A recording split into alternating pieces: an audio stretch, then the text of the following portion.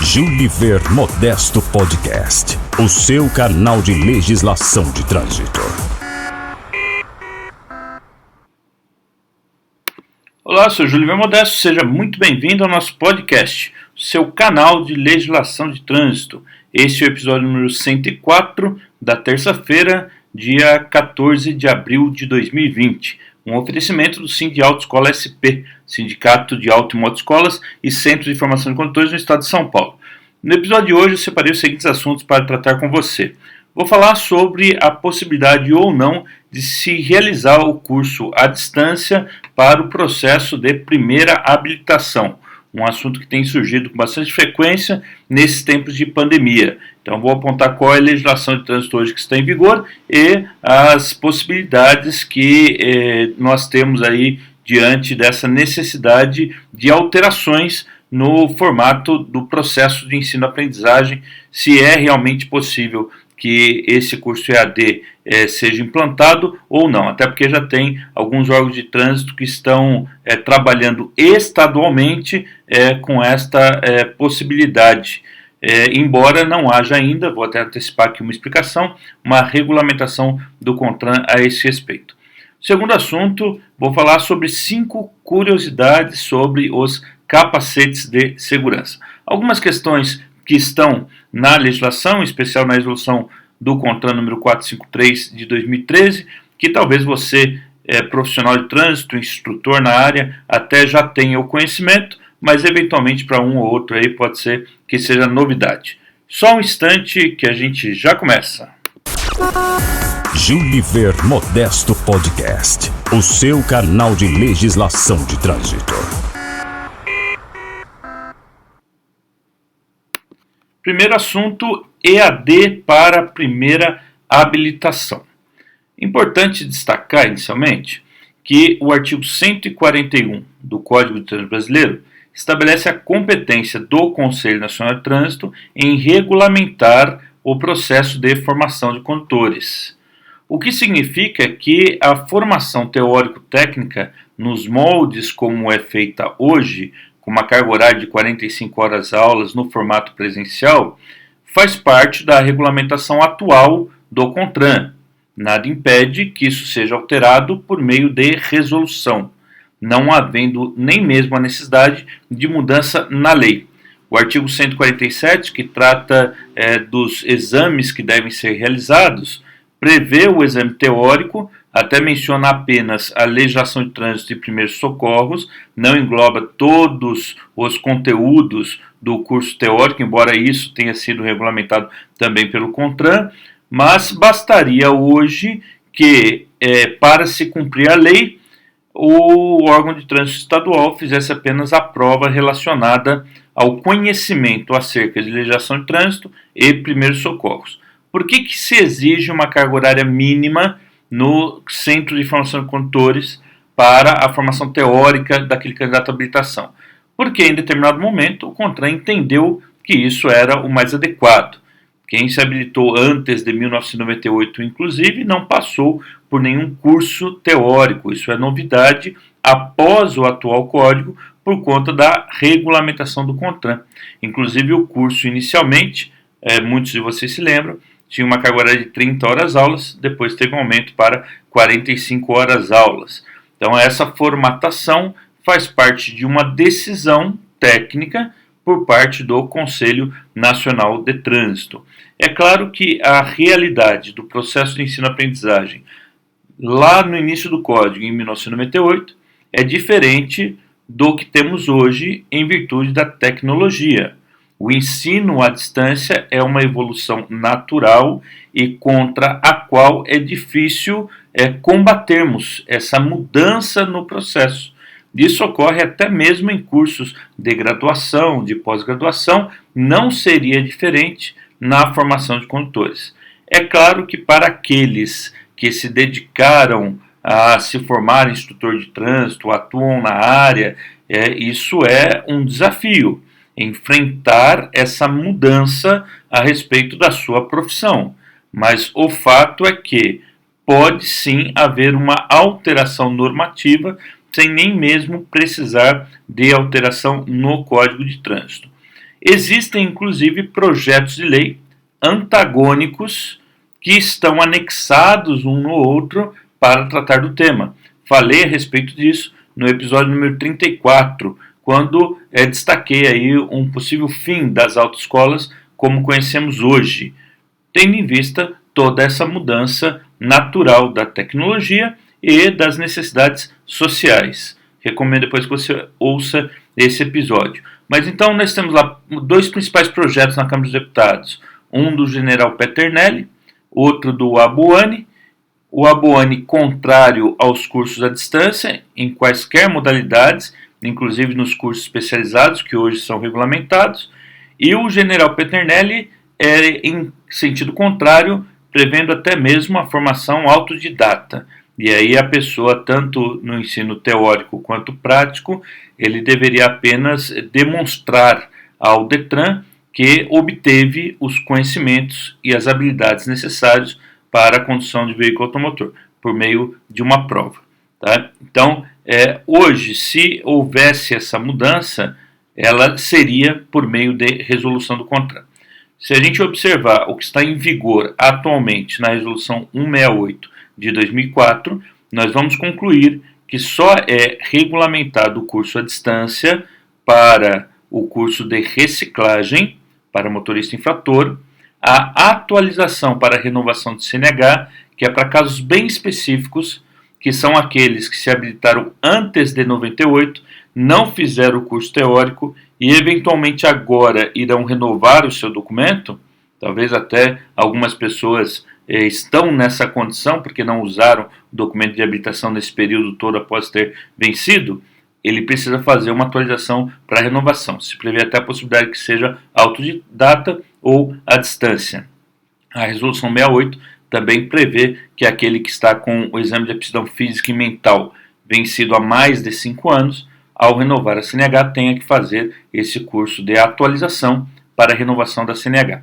E os cursos especializados, transporte coletivo, produto perigoso, emergência, transporte de produtos perigosos, emergência, coletiva e escolares. São os 4 principais do artigo 145, que depois foram complementados pelo CONTRAN, com o curso para cargas indivisíveis, e também motofrete e mototáxi, que foram incluídos pela resolução 410. Nesse caso tem uma parte prática, que aí tem que ser presencial, mas existe uma parte teórica que também pode ser à distância. O fato é que hoje não há regulamentação para o ensino à distância para a primeira habilitação. Alguns até têm utilizado alguns termos para querer mostrar que há uma diferença do que nós tradicionalmente chamamos de ensino à distância, e talvez você já tenha ouvido ou lido por aí. Se ainda não se deparou com esses termos, já guarde estas siglas. Você pode encontrar ou AVA, Ambiente Virtual de Aprendizagem, ou AMD, Aulas em Meios Digitais, em que é como se o professor estivesse fazendo uma live. Ele tem uma interlocução direta com os alunos, em vez de os alunos acessarem o conteúdo posteriormente. E algumas pessoas, sejam empresas, sejam simpatizantes desse processo, e até alguns servidores de trânsito, têm entendido que esta modalidade seria como o presencial. E por isso estão divulgando um entendimento de que ele estaria amparado pela resolução 68. Nem mesmo esse tipo de ensino hoje é amparado pelo 68. Hoje não pode fazer nenhum tipo de curso de primeira habilitação que não seja com o aluno dentro da sala de aula, até porque existe o controle de biometria, o que pode eventualmente ser implantado, seja por meio da digital, seja por meio de reconhecimento facial, numa mudança de regulamentação, mas não é o que existe hoje. Então, os DETRANs que estão avançando nesse tipo de regulamentação estão fazendo ao arrepio da regulamentação do Conselho Nacional de Trânsito. Este curso virtual, mesmo que seja feito simultaneamente ao momento em que o professor está transmitindo as informações, ou seja, ao vivo, ele não tem hoje regulamentação. Ele é irregular. mas retorno àquilo que eu mencionei no início da minha explicação. Se houver por parte do Conselho Nacional de Trânsito o interesse e a decisão de se alterar o processo, permitindo isso, basta que se mude a resolução do CONTRAN número 68. Na semana passada, inclusive, a FENEAUTO, que é a Federação Nacional das Autoescolas de Informação de Condutores, divulgou no seu site, depois dê uma olhadinha lá, que é o feneauto.org.br, a sua participação numa videoconferência com o Denatran para falar sobre EAD na primeira habilitação. E o posicionamento da FENEAUTO, cujo presidente é o meu amigo Magnelso Carlos de Souza, que é o mesmo presidente do Sindi Autoescola SP, reforçou, está nesse texto aqui no site, vou até ler os dizeres dele, o seu entendimento contrário ao EAD na primeira habilitação, sem que haja uma discussão prévia entre todos os atores envolvidos no processo de formação de condutores. Ele diz assim: implantar o EAD hoje no nosso setor é uma ação oportunista num momento tão difícil que a sociedade brasileira está passando. Seguramente, o mundo vai mudar após essa pandemia.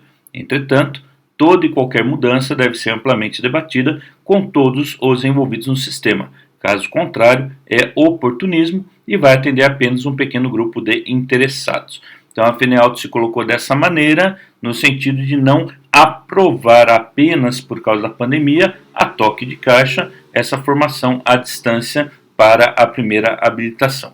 Como eu disse, é um processo natural de mudança, de aproveitamento dos recursos tecnológicos, e vou além. Lá em 1998, quando se regulamentou o curso que seria ministrado pelo Centro de Formação de Condutores, obviamente que o Conselho Nacional de Trânsito entendeu que os DETRANs não teriam condições de atender a toda a demanda, a toda a necessidade. E aí criou essa possibilidade de atuação do particular, que é o CFC, em colaboração com o poder público para um processo que interessa, num primeiro momento, a administração pública, que é a formação de um condutor bem qualificado. Nada impede que, se admitindo a tecnologia a favor do processo de formação de condutores, que todo o curso teórico seja realizado pelos próprios DETRANs, sem que isso fique a cargo de empresas privadas, tendo em vista que, se entende que existe um conjunto de informações que aquela pessoa precisa ter contato antes de fazer as aulas práticas, e o DETRAN é o órgão responsável pelo controle do processo de formação por delegação do DENATRAN, seria ele o principal interessado na formação completa, correta, e que realmente tenha certeza de que a pessoa adquiriu aquele conhecimento. Quando precisa fazer um curso presencial, há necessidade de várias empresas oferecendo esse curso para atendimento em todo o Brasil. Se o atendimento será virtual, o que impedirá de o DETRAN assumir para si essa responsabilidade? Então, é bom que a gente avalie também este cenário, porque uma coisa é fato: o processo de formação de condutores vai mudar, como já mudou de 1997 para 1998, com o atual Código de Trânsito. Então, teremos novidades aí pela frente. Vamos acompanhar para ver o que nos espera em termos de evolução e melhoria no processo de formação de condutores. Júniver Modesto Podcast, o seu canal de legislação de trânsito. Segundo e último assunto, 5 curiosidades sobre capacete de segurança. A exigência dos capacetes de segurança para os ocupantes, condutor e passageiro, de motocicletas, motonetas e ciclomotores, constam do artigo 54 e 55 do CTB, como norma geral, e do artigo 244, inciso 1 e 2, em relação às infrações de trânsito principais. Eu digo principais porque uma das curiosidades que eu vou apresentar aqui é justamente quanto às infrações de trânsito que estão relacionadas à utilização do capacete de segurança. A primeira curiosidade que eu quero falar é sobre a validade do capacete de segurança, porque ela não existe. É muito comum que se tenha esse tipo de dúvida, se após determinado tempo o capacete de segurança está ou não ainda apto a prover segurança para o seu usuário. E por conta disso, existe uma recomendação dos fabricantes para que este tipo de equipamento seja substituído, seja trocado a cada 3 anos, ou se houver queda. Não apenas se houver fratura do equipamento, mas se houver queda, o correto seria que ele fosse trocado, porque o casco pode deixar de absorver os eventuais impactos posteriormente. Então, se você, na fiscalização de trânsito, por exemplo, no caso do agente de trânsito, se depara com um capacete que contenha a informação na etiqueta interna sobre a sua validade, saiba que isso é apenas uma recomendação, mas não tem nenhuma repercussão em termos de utilidade legal, em termos de fiscalização de trânsito. Não há infração para um capacete teoricamente vencido. Até porque, se a pessoa compra o capacete hoje, deixa em casa sem nenhum uso e daqui a 3 anos decide utilizá-lo, aquele capacete está perfeito, está em condições de uso.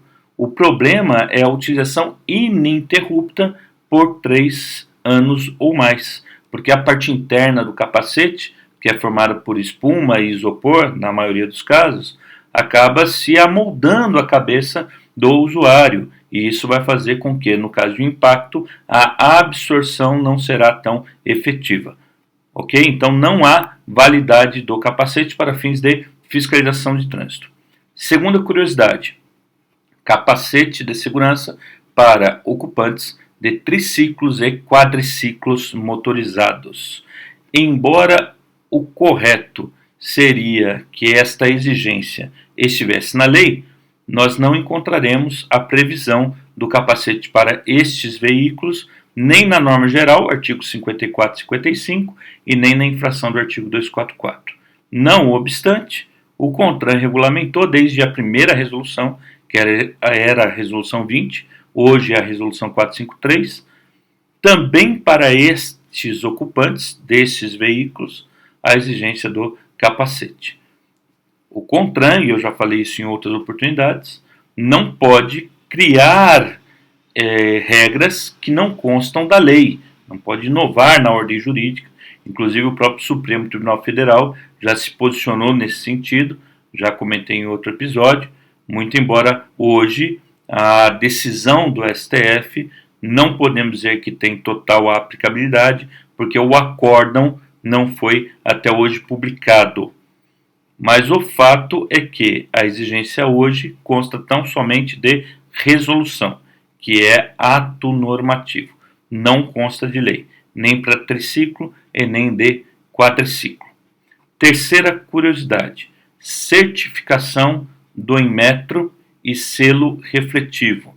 Se você pegar um capacete e observar aqui na parte traseira, você vai ver uma certificação do Inmetro, que pode ser ou através de um selo ou uma etiqueta interna do capacete. E encontrará também esse selo refletivo, 18 centímetros quadrados, tanto na traseira, quanto nas laterais, quanto na dianteira. Tá certo? Curiosamente, a resolução 453 comete um equívoco que fica contraditório, porque no corpo da resolução não menciona todos os lados do capacete, mas no anexo 1 sim. Tá? De qualquer forma, hoje se exige de todos os lados por causa do anexo da resolução 453. O fato é que tanto a certificação do Inmetro quanto os selos refletivos não são exigidos para todos os capacetes, somente para aqueles produzidos a partir de agosto de 2007. E aí eu volto na primeira curiosidade. Como não há validade do capacete, pode ser que alguém tenha comprado um capacete antes de 2007, não contenha nem o selo que comprova a certificação do Inmetro e nem os selos refletivos, e isto não poderá ser exigido na fiscalização de trânsito. Mesmo que não seja possível saber quando que foi fabricado o capacete, até porque a etiqueta interna com a data de validade também não é obrigatória. Isto significa que alguns capacetes que não possuem estas exigências, bastaria que o usuário, o proprietário desse capacete, retirasse a etiqueta que informasse a data de produção do equipamento, que já dificultaria a fiscalização.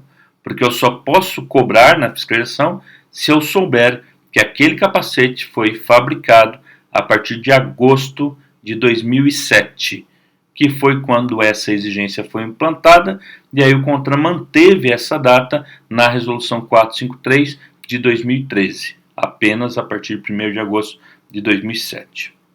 A quarta curiosidade é a respeito dos tipos de capacetes. A Resolução 453 traz um anexo em que prevê quais são os tipos permitidos e os tipos proibidos. Por exemplo, aquele chamado de capacete coquinho, que cobre só a parte superior da cabeça, é um tipo proibido. Capacete ciclístico, capacete de construção civil, também são proibidos. E é permitido, por exemplo, um capacete que não tenha a parte inferior, chamado de queixeira. É permitido tanto em vias urbanas quanto vias rurais. É comum que eu receba esse tipo de indagação, se capacete sem queixeira também pode ou não ser utilizado em rodovias. E a resposta é pode, porque a resolução não faz distinção. Mas eu gostaria de destacar aqui um tipo específico de capacete, que é esse em que a queixeira é retrátil, em que ela pode ser levantada. Porque existe uma curiosidade na Resolução 453 que muita gente desconhece.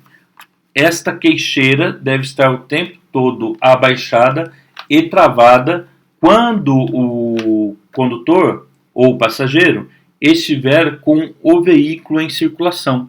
Ele só pode levantar a queixeira quando o veículo estiver imobilizado. Se ele estiver com o veículo em movimento, é o tempo todo abaixada e travada. E aqui eu quero destacar justamente essa protuberância da queixeira, porque o problema não é o fato de ficar sem a viseira. Existem capacetes, inclusive, que tem uma sobreviseira, que é utilizada quando a queixeira está levantada. O problema aqui é que tem dois desdobramentos que são prejudiciais à segurança. O primeiro deles é que essa protuberância vai dificultar a absorção por completo de um eventual choque da cabeça do usuário no solo, por exemplo. Então, como está levantado isso daqui, a absorção não vai ser adequada. E o outro problema é que isso aqui pode servir como uma alavanca. Então, dependendo de como a pessoa bater a cabeça, isso aqui pode servir como uma alavanca e quebrar o pescoço. Portanto, queixeira o tempo todo abaixada e travada, coisa que muita gente desconhece. A quinta curiosidade é sobre as infrações de trânsito. E aí eu vou colocar aqui para você a Resolução 453 para fazer uma leitura e ficar mais fácil para você entender onde eu quero chegar. Ela diz assim, no artigo 1º, é obrigatório para circular nas vias públicas o uso de capacete motociclístico pelo condutor e passageiro de motocicleta, motorista e ciclomotor, veja que inclui aí triciclo motorizado e quadriciclo motorizado, devidamente afixado à cabeça pelo conjunto formado pela cinta jugular e engate, por debaixo do maxilar inferior. Eu quero que você guarde esta informação, devidamente afixado à cabeça pelo conjunto formado pela cinta jugular e engate. Isso vai ser importante para a gente entender os três tipos de infrações. No artigo 2º, a gente encontra assim: para fiscalização do cumprimento desta resolução, as autoridades de trânsito ou seus agentes devem observar 1. Se o capacete motociclístico utilizado é certificado pelo Inmetro. 2. Se o capacete motociclístico está devidamente afixado à cabeça. 3. A posição do dispositivo refletivo de segurança nas partes laterais e traseiras do capacete, e é aqui o equívoco que eu disse, porque no inciso 3 do artigo 2º só menciona laterais e traseira, mas lá no anexo também traz a necessidade da parte dianteira. 4. A existência do selo de identificação da conformidade do Inmetro ou etiqueta interna com a logomarca do Inmetro. 5. O estado geral do capacete, buscando avarias ou danos que identifiquem a sua inadequação para o uso. Parágrafo único. Comentário que eu fiz. Os requisitos descritos nos incisos 3 e 4, que são selo refletivo e a comprovação do Inmetro, desse artigo aplicam-se aos capacetes fabricados a partir de 1º de agosto de 2007. O artigo 3º exige a viseira, ou na ausência desta, óculos de proteção em boas condições de uso. E aí traz o que eu falei aí dos capacetes modulares, no inciso 3, veja só. No caso dos capacetes modulares, além da viseira, conforme inciso 2, a queixeira deverá estar totalmente abaixada e travada. E no artigo 4º, que é o que me interessa para essa quinta curiosidade, diz assim: dirigir ou conduzir passageiro em descumprimento das disposições contidas nesta resolução implicará nas sanções previstas no CTB, conforme abaixo. 1. Com o capacete fora das especificações contidas no artigo 2º, exceto o inciso 2, combinado com o anexo, artigo 230, inciso 10 do CTB. Então, vamos lá de novo no artigo 2, artigo 2º, para a gente entender o que excetua lá. Está excetuando o inciso 2, que é se o capacete motociclístico está devidamente fixado à cabeça. Excluiu. Quando que vai se enquadrar no 230, inciso 10?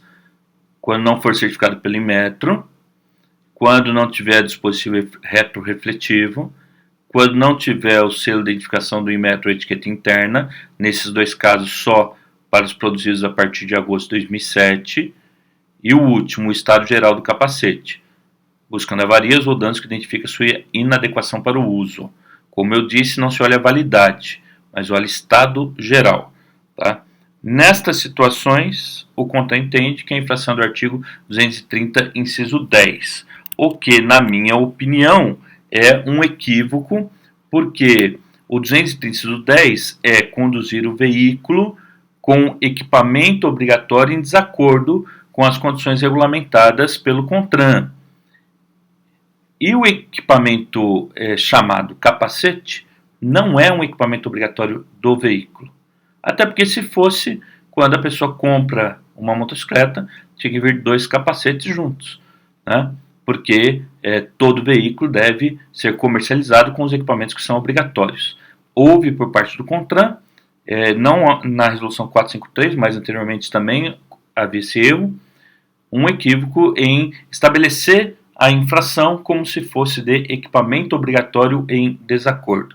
Tá? Não obstante, é o que se encontra lá. Vamos ver o restante aí das infrações. Voltando lá no artigo 4º. Então entendemos quando que se aplica o 230, inciso 10, embora eu discorde, mas é o que está lá. 2. Utilizando viseira ou óculos de proteção em descumprimento ao disposto no artigo 3º, ou utilizando o capacete não afixado na cabeça, conforme artigo 1º, que é aquilo que eu falei para você guardar de informação, que é a falta da colocação da jugular embaixo do queixo. Então, nesse caso, artigo 69, que é dirigir-se a atenção sem os cuidados dispensáveis à segurança. Uma mudança que ocorreu em 2013 e que buscou trazer uma penalidade menos severa a questões que seriam de menor importância para a segurança do que quando a pessoa está sem o capacete. Outra contradição da resolução é que o artigo 4º, inciso 2, diz assim: utilizando viseira ou óculos de proteção em descumprimento, o que gera dúvida se a falta da viseira também se enquadra aí, porque o verbo que começa o inciso 2 é utilizando. E aí eu vou voltar aqui no artigo 3º para mostrar para você o seguinte: o condutor e o passageiro de motocicleta, motonete, ciclomotor, triciclo motorizado e quadriciclo motorizado, para circular na via pública, deverão utilizar capacete com viseira, ou, na ausência desta, óculos de proteção em boas condições de uso. Então, a junção do artigo 4º, inciso 2, com o caput do artigo 3º, nos leva ao entendimento de que a falta da viseira e que não tenha como substitutivo o óculos de proteção acarreta o enquadramento do artigo 169. Tá?